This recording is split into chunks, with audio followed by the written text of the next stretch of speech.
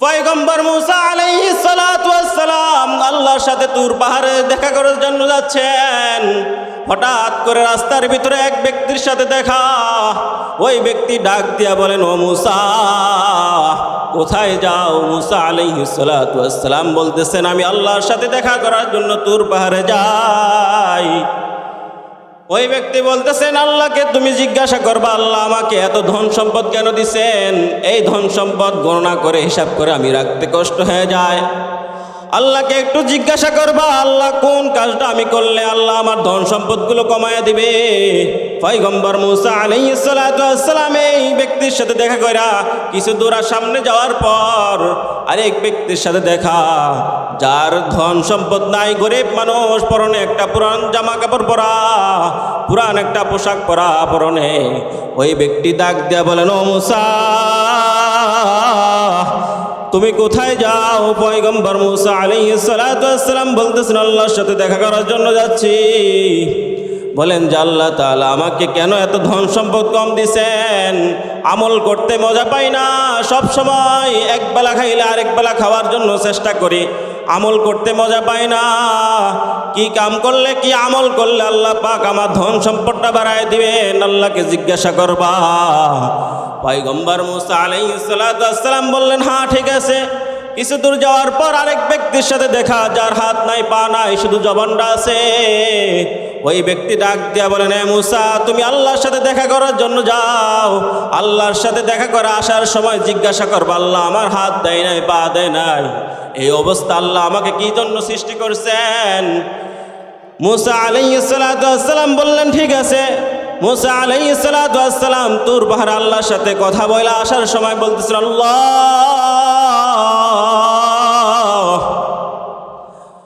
তোমার সাথে দেখা করার জন্য আসার সময় এক ব্যক্তির সাথে দেখা, তাকে এত ধন সম্পদ কেন দিলা?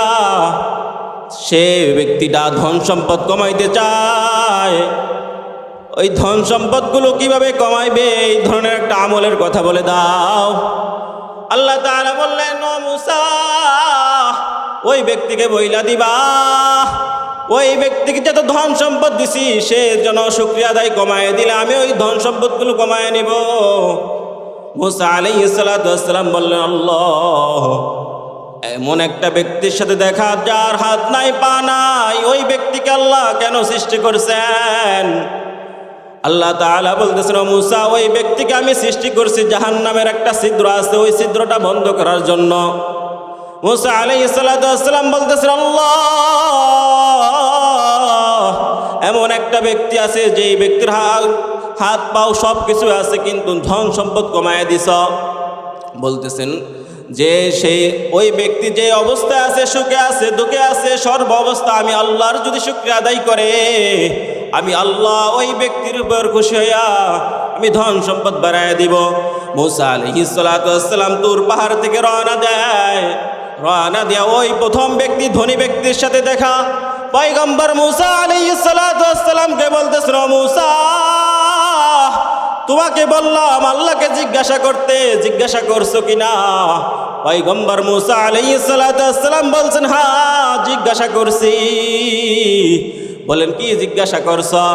বলছে, তোমাকে আল্লাহ তাআলা অনেক ধন সম্পদ দিছে, এই ধন সম্পদগুলো যদি তুমি কমাইতে চাও, তাহলে তুমি এই ধন সম্পদ পায়া শুকরিয়া আদায় বন্ধ করে দাও, তাহলে আল্লাহ তাআলা তোমার এই ধন সম্পদ কমায়া দিবে।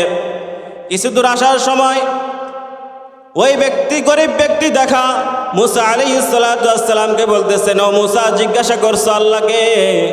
মুসা আলাইহিস সালাতু ওয়াস সালাম বলতেছেন, হ্যাঁ জিজ্ঞাসা করছি।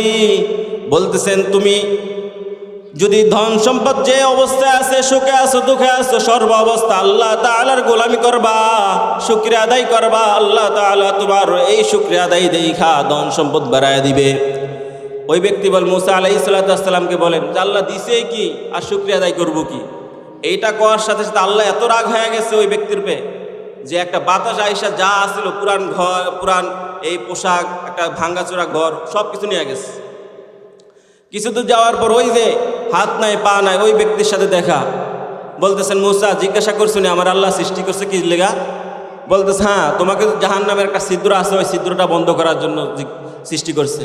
ওই ব্যক্তি বলে, আলহামদুলিল্লাহ, এই আলহামদুলিল্লাহ বলার পর ওই ব্যক্তির কাছে একটা ঝড়ের মতো আসছে। হঠাৎ দেখতেছে মুসা আলাইহিস সালাম ওই ব্যক্তির হাত হয়ে গেছে, পা হয়ে গেছে। মুসা আলাইহিস সালাম আল্লাহকে জিজ্ঞাসা করে, আল্লাহ এই ব্যক্তির হাত ছিল না, পা ছিল না, এই ব্যক্তিকে হাত দিলেন, পা দিলেন। বলতেছেন যে এই ব্যক্তিকে কত কষ্ট করে আমি বানাইছি, হাত দেই নাই, পা দেই নাই, তাই ঠিক আছে, কিন্তু এই ব্যক্তি তো দুনিয়াতে অনেক কষ্ট করে চলাফেরা করতেছে, কিন্তু এত কষ্টের ভিতরে আমার শুকরিয়া আদায় করে, এই জন্য আমি আরও বাড়াইয়া দিছি, তারকে হাত দিয়ে দিলাম, পা দিয়ে দিলাম। এই জন্য এই ঘটনা থেকে বুঝতে হবে যে আমাদের যে অবস্থায় থাকি, সুখে থাকি বা দুঃখে থাকি, অসুস্থ থাকি বা সুস্থ থাকি, সর্ব অবস্থায় কার রাখওয়ালি করব?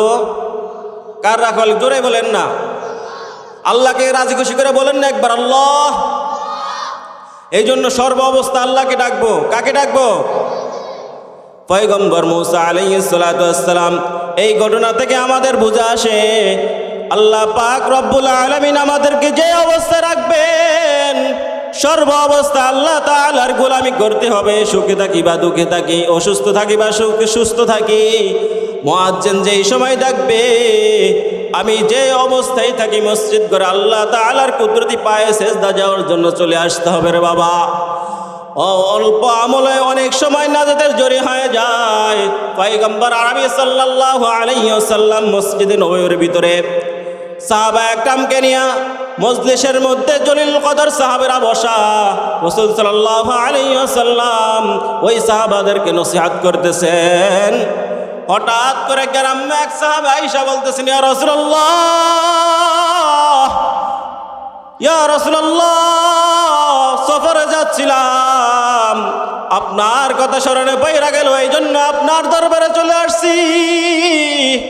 আপনি এমন কিছু আমলের কথা বলে দেন যে আমলগুলো আমি আমার জীবনের সাথে মিলাইতে পারলে আল্লাহ তাআলা আমার পে খুশি হয়ে যাইবে, এমন কিছু আমলের কথা বলে দেন।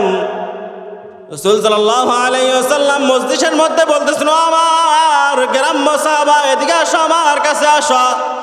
গ্রাম্য সাহাবা আয়েশা রাসূলের সামনে বইসা বলতেছেন, ইয়া রাসূলুল্লাহ, নসিহতের কথা বলছি ঠিক, কিন্তু দীর্ঘ নসিহত করবেন না। দীর্ঘ নসিহত আমার মনে থাকে না, অল্প কিছু নসিহত করবেন, যেগুলো আমি মনে রাইখা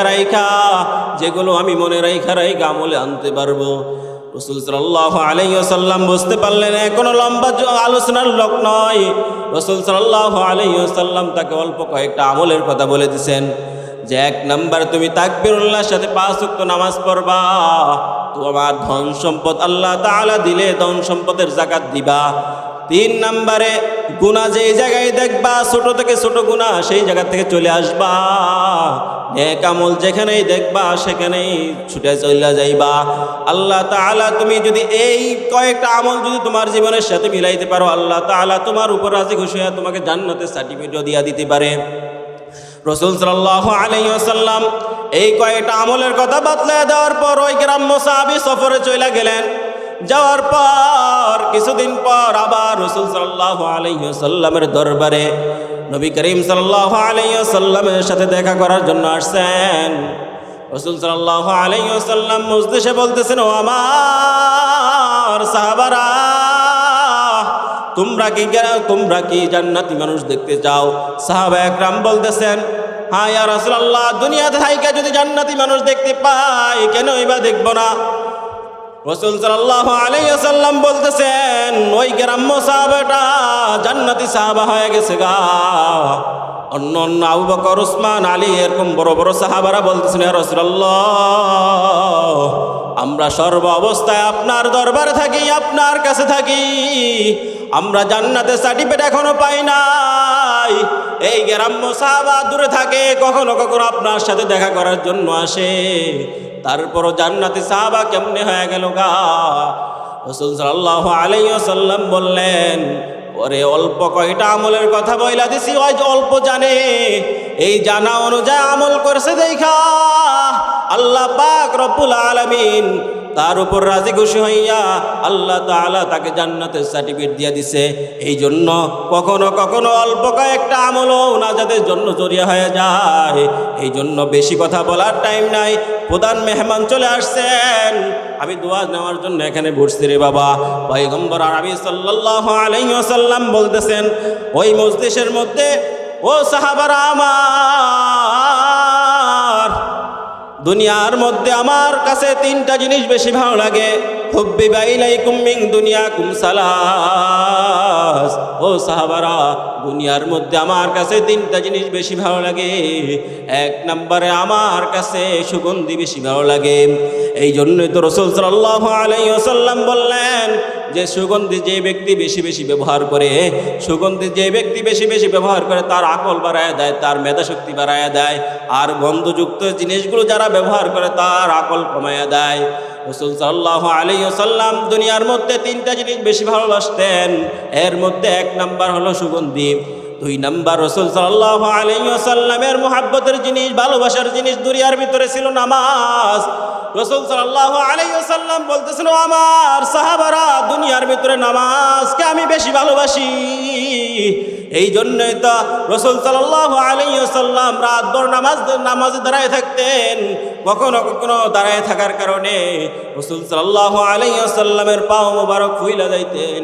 রাসূল সাল্লাল্লাহু আলাইহি ওয়াসাল্লামের পা মোবারক ফুইলা যাইতেন।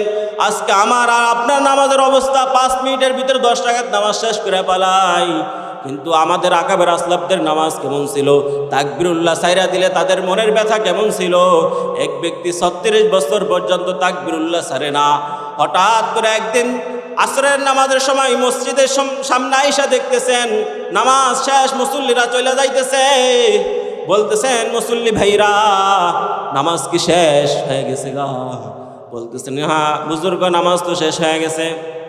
বলতেছেন, নামাজ কেমনে শেষ হয়ে গেল গা? 36 বছর পর্যন্ত কখনো আমার তাকবীরুল্লাহ ছুটে নাই। আহারে নামাজ, মনের ব্যথা নিয়ে একটা চিৎকার দিলেন। হঠাৎ করে মসজিদের অন্য কর্নার থেকে এক ব্যক্তি আইসা পাও জড়ায়া ধরলেন। বললেন, শায়েখ আমার, আপনি 36 বছর পর্যন্ত তাকবীরুল্লাহ নামাজ পড়েন, আমি 40 বছর পর্যন্ত তাকবীরুল্লাহ নামাজ পড়ি, এখনো তাকবীরুল্লাহ নামাজ কখনো ছুটি নাই 40 বছরের ভিতরে। আমার 40 বছরের নামাজ আপনি নিয়ে যান, আর আপনার আহরে নামাজ এই শব্দটা আমাকে দিয়ে দেন। বলতেছেন, ভাইরে তোমার 40 বছরের তাকবীরুল্লাহ নামাজ, এত কষ্টের নামাজ তুমি আমাকে দিয়া দিবা, আর আমার আহরে নামাজ এই বিনিময়ে এই শব্দটা নিয়ে যাইবা? বলো এর কারণ কি? বলতেছেন যে এই সময় আপনি নামাজ পান নাই, মনের ব্যথা নিয়ে আহরে নামাজ যেই সময় চিৎকারটা দিছেন, ওই সময় মসজিদের অন্য কন্যার আমি জিকির করা অবস্থায় ছিলাম, আমার কাশপোটা খোলা ছিল। ওই সময় দেখতে পাইলাম যে আপনার মুখ থেকে এই আওয়াজটা যেই সময় বের হয়েছে, আরশে আজিমের দিকে একটা আলো বাড়ি খাইছে। এই জন্য আমি বুঝতে পারছি আমার 40 বছরের তাকবীরুল্লাহ নামাজ কি আমার আল্লাহর কাছে কি নাজাতের জরিয়া হবে কিনা আমি জানি না, এর গ্যারান্টি আমার কাছে নাই। তবে আমি বলতে পারি আপনার এই আহরে নামাজ, এই আওয়াজটা আপনার আল্লাহর কাছে পছন্দ হয়ে গেছে গা। কিয়ামতের ময়দানে যদি আল্লাহ তাআলা আমাকে জিজ্ঞাসা করেন, এ আব্দুর রহমান, তুমি আমার দরবারে আসছ, দুনিয়াতে তোমাকে কত সুন্দর করে পালছি, কত সুন্দর করে রাখছি, তুমি আমারে বইলা গেছ, আজকে আমার দরবার কি নিয়ে আসছ? ওই সময় আল্লাহকে বলবো, আল্লাহ আমি তোমার জন্য কিছু আনতে পারি নাই, তবে তোমার গোলামি একটা উক্ত গোলামি সাইরা দিছি, তাকবীরুল্লাহ সাইরা দিছি মতন মনের ব্যথা নিয়ে একটা আওয়াজ দিছে আহরে নামাজ, এই আওয়াজটা তোমার জন্য নিয়ে আসছি, মনের ব্যথা নিয়ে এই আওয়াজটা তোমার কাছে নিয়ে আসছি গো বাবা।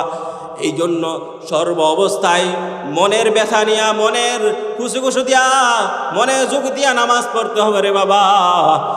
পয়গম্বর আরবি সাল্লাল্লাহু আলাইহি ওয়াসাল্লাম বলতেছেন, ও আমার সাহাবারা, দুনিয়ার মধ্যে 3 নাম্বার আমার কাছে মা জাতিকে ভালোবাসি, মা জাতিকে ভালো জানেন। তবে এটা না যে মা জাতিকে যে অবস্থায় দেখে সেই অবস্থায় ভালো জানে না, নাউজুবিল্লাহ। যে স্তরের মা মার স্তরে সম্মান করে ভালোবাসে, বোনকে বোনের স্থানে রাইখা ভালোবাসে, স্ত্রীকে স্ত্রীর জায়গায় রাইখা ভালোবাসেন। এই জন্য অনেক মানুষ আছে, অনেক বোনরা আছে যা আজকে বাংলাদেশে সমান অধিকার চায়, কিন্তু ইসলামে এত সুন্দর কইরা তোমাকে সম্মান দিছে, তারপরও তোমার সম্মান মনে হয় না। ও কলিজার টুকরা যুবক বন্ধু আমার, দুনিয়ার রাখওয়ালি আর কতদিন করবা, নেতার রাখওয়ালি আর কতদিন করবা, আল্লাহর রাখওয়ালি করো না। এই তো কিছুদিন আগেই তো আপনাদের বাড়ামারা মাহফিল চলতেছিল, এই যে আমি আজকে বাসায় আসছি, আমি আমার বাসার পাশে এক ভাতিজা এই বড়া নদীতে, আপনাদের এই বড়া নদী ফায়ার হয়ে হুন্ডা অ্যাক্সিডেন্টে মারা গেছে। আপনারা মনে হয় জানতে পারছেন। এই ছেলেটা মাহফিলে গেছে, মা বাবাকে, এক বাপের এক সন্তান। আয়েশা চইলা বাবাকে না বইলা আয়েশা মাহফিলের থেকে যাওয়ার সময় ওই রাস্তায় অ্যাক্সিডেন্ট কইরা বাবা রাস্তায় শেষ হয়ে গেছে গা। এই জন্য যুবক বন্ধু আমার, ভাইব না যে তুমি 30-35 বছর বাঁচবা, ওই ছেলেটার তো 16 বছর সময়ে জীবনটা শেষ হয়ে গেছে গা। তুমি যে এই মাহফিল থেকে বাসায় যাইতে পারবা, আমি মনজুর হাসান মাহমুদ যে ঢাকা যাইতে পারবো, এটা কোনো গ্যারান্টি নাই। অতএব জীবনের পরিবর্তন করার জন্য এই মাহফিল করছেন, ইন্তিজামি কমিটি অনেক সুন্দর পরিবেশ করছেন আপনাদের জন্য। ওলামা একরাম আসবেন, ওলামা একরাম আলোচনা করছেন, এখনো করবেন।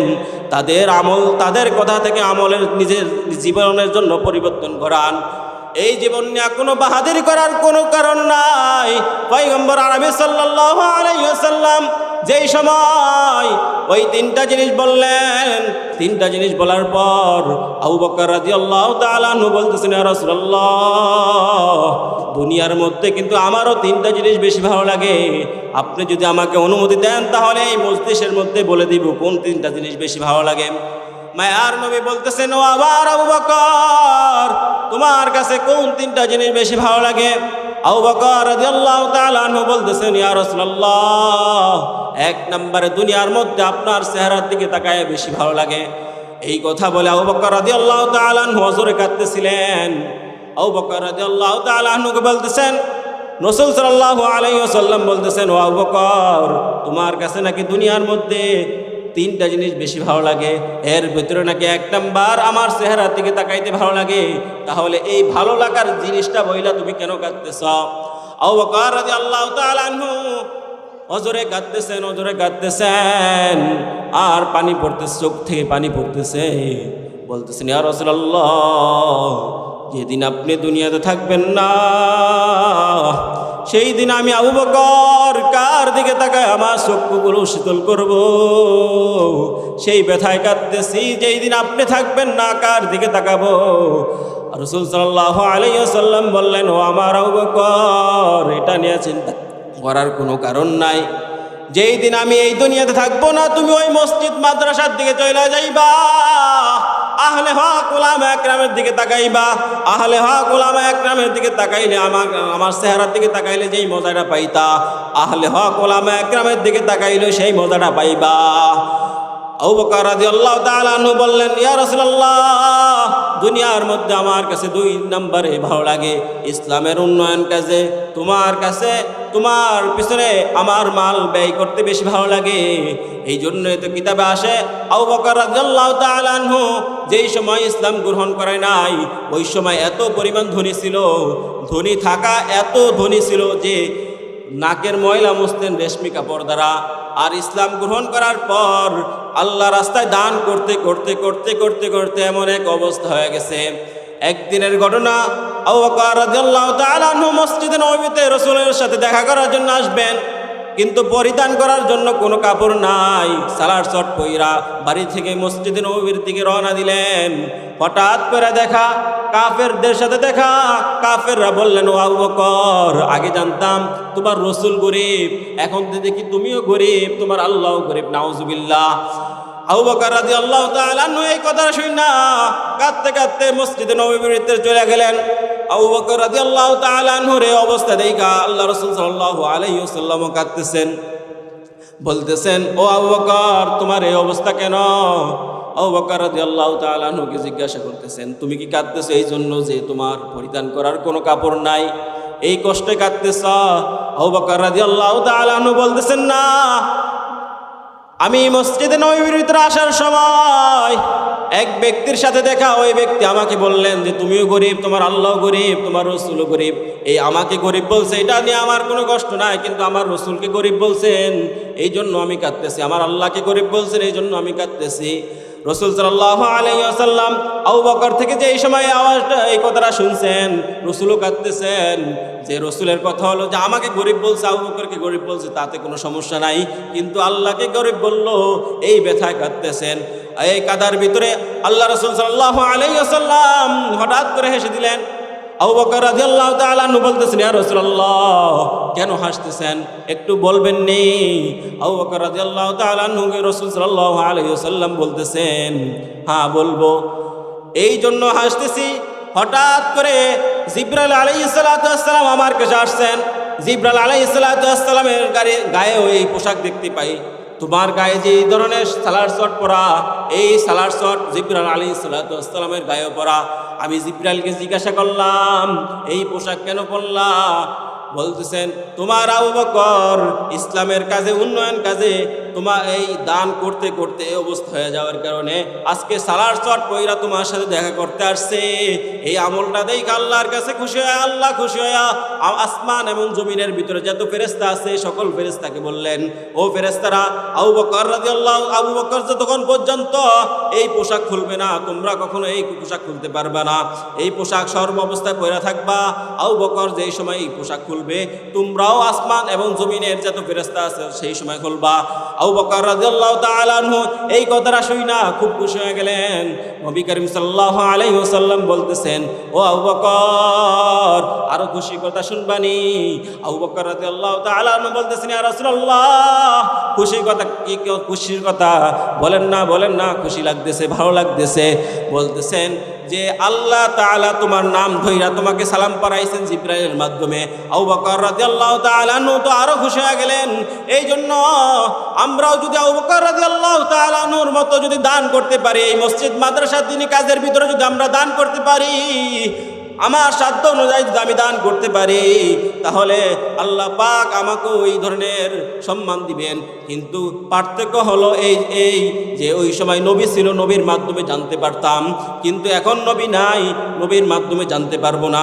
তবে কিন্তু ওই আল্লাহ কিন্তু এখনো আসমানে আছেন, ওই আল্লাহ কিন্তু এখনো দেখেন আমার মনের অবস্থা, সর্ব অবস্থা, আমি কি অবস্থায় থাকি, সব কিছু আল্লাহ তাআলা দেখেন। তবে আমরা যদি আবু বকর রাদিয়াল্লাহু তাআলা আনহুর মতো দান করতে পারি, তাহলে আল্লাহ তাআলা আমাদের উপর খুশি হইয়া এইভাবে আমাদের জন্য সালাম পাঠাইতে পারে। আবু বকর রাদিয়াল্লাহু তাআলা আনহু মজলিসের মধ্যে বলতেছেন, ইয়া রাসূলুল্লাহ, দুনিয়ার মধ্যে 3 নাম্বার আমার কাছে, আমার মেয়ে আয়েশাকে আপনার কাছে বিবাহ দিতে ভালো লাগে। এই জন্যই তো আবু বকর রাদিয়াল্লাহু তাআলা আনহুর মেয়ে আয়েশাকে রাসূল সাল্লাল্লাহু আলাইহি ওয়াসাল্লাম বিবাহ করলেন।